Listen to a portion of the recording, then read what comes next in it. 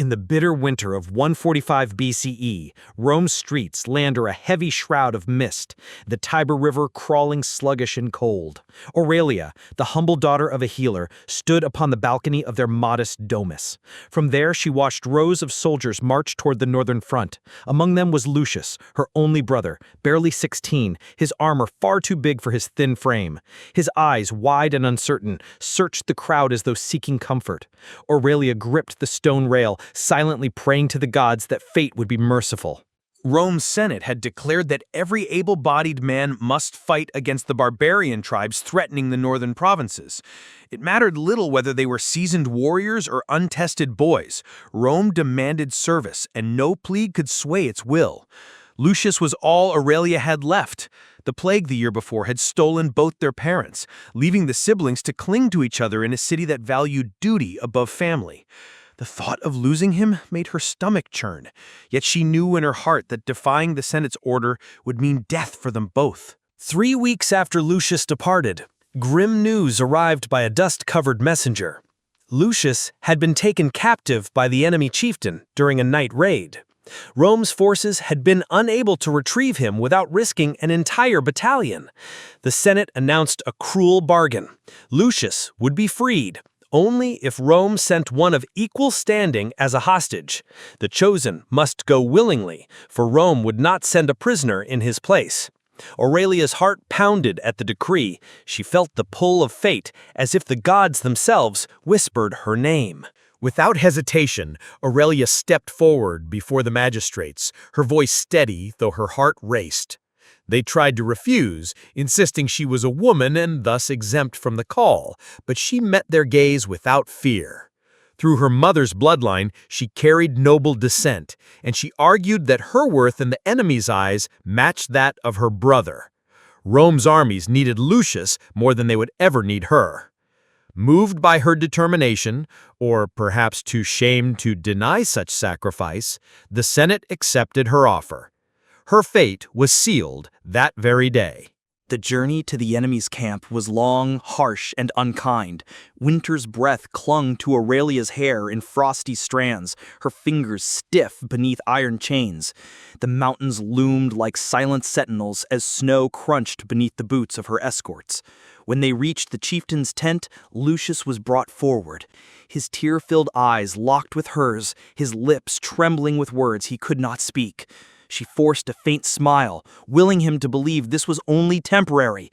The guards removed his bonds as hers tightened, and with that, her place in his life was surrendered. The enemy did not treat Aurelia as a slave, nor as a welcome guest. She was kept in a small hut near the river's edge, guarded at all times, yet unharmed. The chieftain seemed to respect her courage, though he made it clear that her life was nothing more than a bargaining piece. Days passed in slow, heavy silence, broken only by the wind across the hills. She wrote letters to Lucius in secret, using scraps of parchment. She knew none would reach him, but the act itself kept her hope from withering entirely in the cold. Seasons shifted, and years began to stretch beyond counting. Rome's war with the northern tribes ebbed and flowed like the tides of the Tiber, but no exchange for Aurelia ever came. Her name faded from the Senate's lips as new battles claimed their attention. She began to teach the tribe's children the basics of Latin, their awkward accents making her smile despite herself. She tended to their wounds as her father once had, earning cautious respect. Yet every night she dreamt of Rome's worn streets, of the familiar clamor of the markets, and the sound of Lucius's laughter. One winter, a plague struck the enemy village, swift and merciless. Aurelia worked without rest, moving from hut to hut, grinding herbs, boiling water, and washing the sick with trembling hands. She taught others what her father had taught her, her voice calm though her body weakened. The chieftain's youngest daughter fell ill, her small chest heaving for air, and Aurelia stayed at her side for 3 nights. When the fever finally broke in the girl, it took root in Aurelia. Her limbs turned heavy, and each breath felt as if drawn through icy water. For days, she drifted between fever and waking, her body shivering under thin blankets.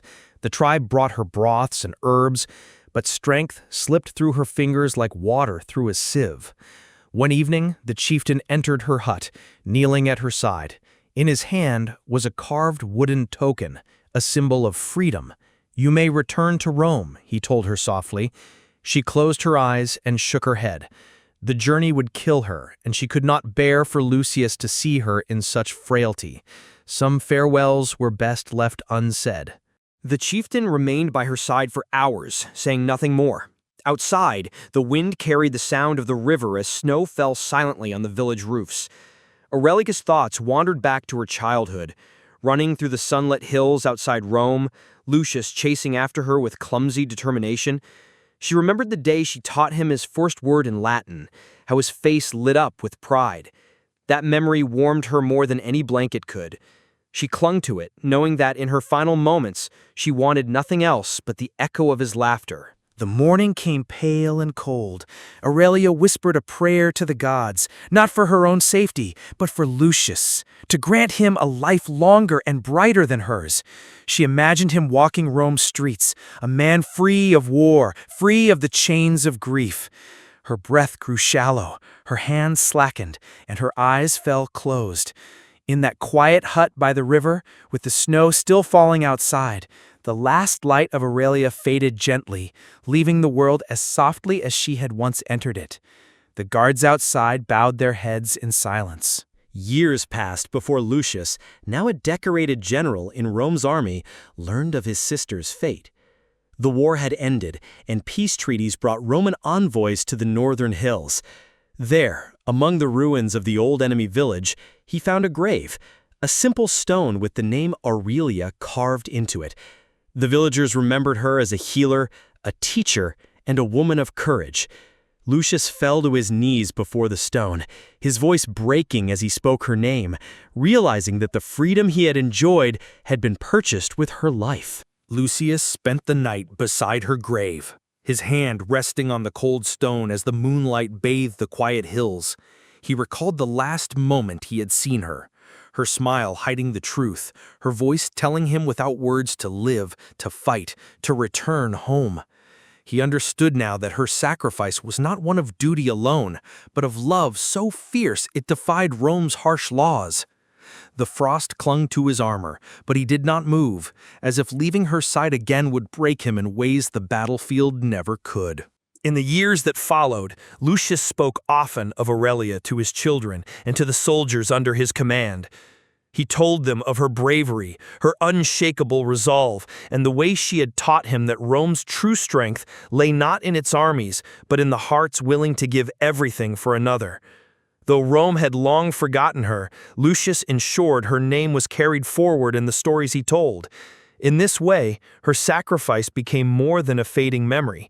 It became a lesson in honor and humanity for generations to come. By the time Lucius grew old, Aurelia's story had traveled far beyond the walls of Rome. Merchants told it in marketplaces, soldiers whispered it by campfires, and mothers used it to teach their children the value of love and courage. The simple grave in the northern hills became a place of quiet pilgrimage. There, strangers would leave flowers and tokens, not because they had known her, but because they understood the beauty and tragedy of a life willingly given. In this way, Aurelia's spirit remained, even as centuries passed over her resting place. Centuries later, when Rome itself had fallen to ruin and its name whispered only in old stories, travelers still spoke of Aurelia. Her tale crossed oceans with merchants and echoed in distant lands where no Roman banner had ever flown. In villages far from the Tiber, her name became a symbol of selfless love, spoken to comfort the grieving and to inspire the fearful. Though her bones had long since turned to dust beneath the northern soil, the light she had given, born of sacrifice and devotion, continued to burn, undimmed by time, as if the gods themselves guarded it.